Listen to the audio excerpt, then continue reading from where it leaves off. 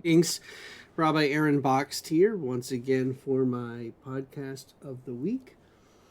I want to talk today about something that is on my mind every year around this time, as I'm sure it's on many people's minds this year, this time of year, and that is the holiday slash Christmas slash Hanukkah slash Kwanzaa slash winter solstice slash any other number of things dilemma.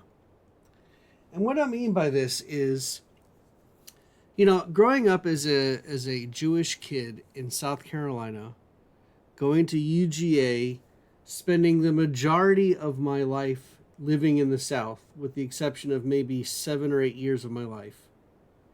I have learned that when somebody says Merry Christmas to me, that they are not trying to suggest that everyone should be Christian and that everyone should celebrate Christmas.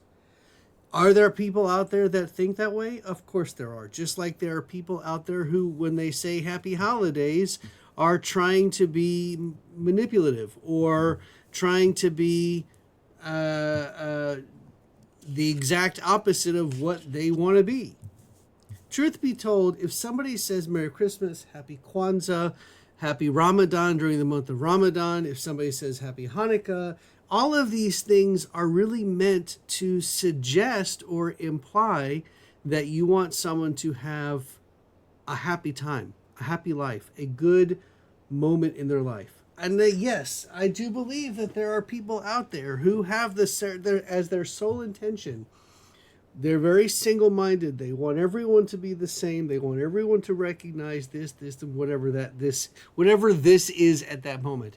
But I don't believe, actually, forget that. I believe that the very high majority of people in this world are not like that.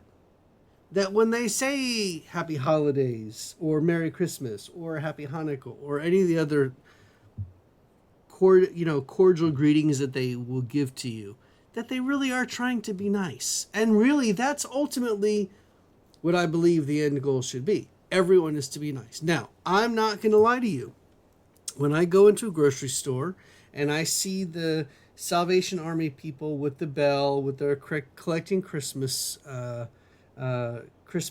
donations for charity, oftentimes I would say most of the time, I walk right by them.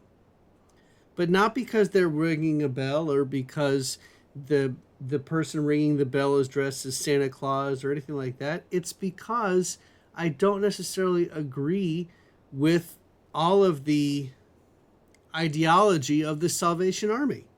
Yes, the Salvation Army does great things in our country, but they also have some ideology that I have difficulty with. So 99% of the time, I don't give donations to the Salvation Army. Rather, I give the donations to an organization that I feel is more serving of all of our community, not just a particular part of our community.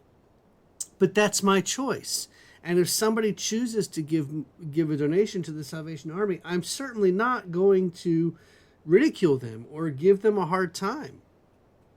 If they came to me and asked me why I don't give to the Salvation Army, I would share with them. Here's where I do give, and here are my reasonings for not giving to X, Y, or Z donation. But there are plenty of organizations out there that, first of all, there are always way too many organizations that need support. And what I mean by that is, I really hope that we can one day get to a world where there's not a need for these organizations, but that's not where we are. And there are many organizations out there that are really, really, really good and really, really, really honest, and the ideology behind their company, their organization, is one that I can stick by.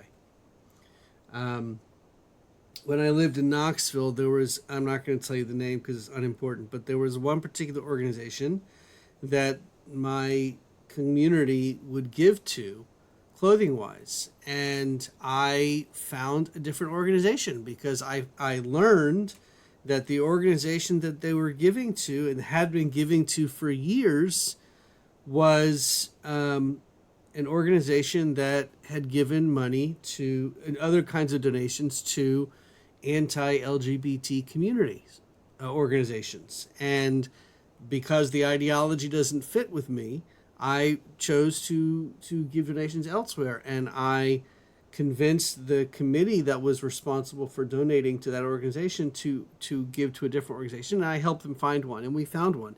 Now it's quite possible that there are still people who give to that organization, and that's fine. Everyone can choose to give where they want, and honestly, as long as the organization is helping people who are in need, that's great. But getting back to the whole statement about Happy Hanukkah or Happy Holidays or Merry Christmas or whatever, it's about wishing people good tidings. It's about wishing people happiness and peace. Now, the community that I live in was hosting a holiday party.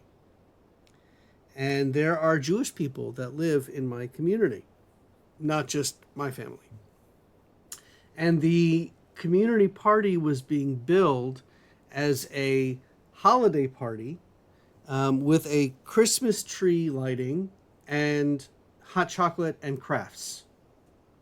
That was it. And members of my community who are Jewish had said, can we have a menorah as part of the decorations? And the response was not a response that I agreed with or that I thought was an accurate response. And at the end of the day, we were able to get a menorah as part of the celebration. And it's a beautiful menorah. And we're very, very, myself and other members of my community who are Jewish, we're very thankful that this was done. But my number one thing was, look, if you want to have a Christmas tree lighting and a Santa Claus, and you want to have Santa Claus and have the kids sit on Santa Claus's lap and tell Santa Claus what they want for Christmas, that's great. But call it a Christmas party. Don't call it a holiday party because you're only celebrating one holiday. It's all about being inclusive. It's all about teaching everybody that we're all equal, that we're all have the same rights and abilities to celebrate as we would like. I often talk about the fact that growing up as a kid in the South, my mom was a Jew by choice. My mom's whole family are all Christians. My uncle Paul was a Methodist minister for many, many years until he passed away. My cousin Katie and her husband are both Presbyterian ministers. My Nana was Presbyterian, and so on and so forth. And we never felt uncomfortable. We opened up blue and white stockings for Hanukkah. We had Hanukkah presents underneath my Nana's Christmas tree. We were never made to feel uncomfortable. And because of that, I'm so enamored with the idea of being in an interfaith environment because we have so much more in common. And that's what we should dwell on. That doesn't mean we ignore our differences. No, of course not. We need to celebrate our differences, but also we need to dwell on what we have in common. And ultimately, at the end of the day, and you've heard this in many of my podcasts, this is nothing new. The idea of ve'ahavta l'reacha kamocha, love your neighbor as yourself, that really is the honest to God basis for all of this. Pretty much the majority of my podcasts that can be linked to this one very idea, one very basic idea, which is love your neighbor as you love yourself. And everything else stems from that. So whether you're wishing somebody Happy Hanukkah, Merry Christmas, Happy Kwanzaa, Happy Holidays, Happy New Year, Happy Winter Solstice, whether you're inviting someone to a holiday party or a Christmas tree lighting party, whatever, as long as we continue to understand that not everybody is the same, and we invite people to celebrate their differences together, as well as celebrating what we have in common, that's it. That's the end of it. That's the crux, the beginning, and the end, if you will.